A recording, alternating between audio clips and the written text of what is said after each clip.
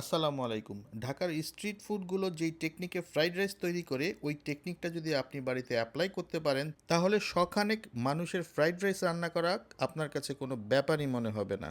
চলুন দেখি তাহলে কিভাবে রান্না করবেন। হাফ কেজি চালের ফ্রাইড রাইস রান্না করব, তাই প্রথমেই হাফ কাপ তেল নিয়ে নিচ্ছি। এটাকে একটু গরম করে নিতে হবে। তেল কিছুটা গরম হলেই এর মধ্যে 1 চা চামচ আদা বাটা এবং 1 চা চামচ রসুন বাটা দিয়ে দিব। 300 গ্রাম হাড় ছাড়া মুরগির মাংস নিয়ে সেগুলোকে ছোট ছোট করে টুকরা করে তারপর শুধু লবণ মাখিয়ে রেখেছিলাম, সেই মাংসগুলো গরম তেলের মধ্যে ভেজে নিতে হবে। ঝালের জন্য কয়েকটা কাঁচামরিচ মাঝখান থেকে ফালি করে অ্যাড করা যেতে পারে। মাংস থেকে বের হয়ে আসা পানিটা টানতে শুরু করলে ওই অবস্থায় এসে 1 টেবিল চামচের মতো টমেটো সস অ্যাড করব। সেই সাথে আরও অ্যাড করব 1 টেবিল চামচের মতো লাইট ভিনেগার। এরপর এর মধ্যে একটার মতো গাজর কুচি অ্যাড করব। এই গাজর কুচিগুলো একটু মোটা করে কেটে নেওয়া, কারণ এটা বেশ কিছুক্ষণ রান্না হবে, যেন সহজেই নরম হয়ে গলে যেতে না পারে। মাংসগুলো 80% সেদ্ধ হয়ে আসলেই এর মধ্যে একটা ক্যাপসিকামের অর্ধেক অ্যাড করব কুচি করে। এরপর এটাকে আরও 2 মিনিট রান্না করে এরপর আমি এর মধ্যে চাল অ্যাড করব।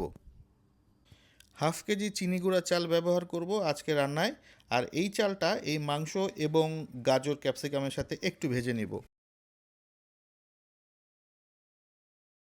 ভাজা শেষ হয়ে গেলে এবার এর মধ্যে এসে আমি গরম পানি অ্যাড করব। যেহেতু হাফ কেজি চাল ব্যবহার করছি, তাই পানিটা এর 1.5 গুণ ব্যবহার করতে হবে।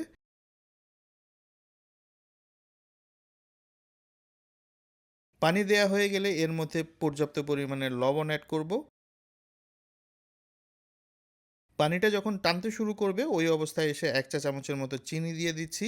আজকের এই রান্নাতে আমি কোনো প্রকার সয়া সস ব্যবহার করব না। আপনারা চাইলে এখানে এসে 1 টেবিল চামচ সয়া সস দিতে পারেন।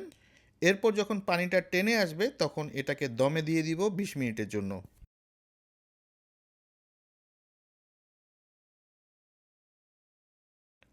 আর 20 মিনিট পর তৈরি হয়ে যাবে আমাদের স্ট্রিট ফুড স্টাইলে ফ্রাইড রাইস।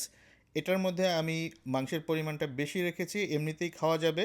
বাচ্চাদের টিফিনে দিতে পারবেন, এছাড়া বিকেলের নাস্তাতে ঝটপট তৈরি করে ফেলতে পারবেন। আশা করি বাড়িতে তৈরি করে দেখবেন। আর আরেকটা বিষয় কমেন্ট করতে ভুলবেন না, এটা কি আসলে ফ্রাইড রাইস হলো নাকি মাংসের পোলাও হয়ে গেল। ধন্যবাদ, ভালো থাকবেন।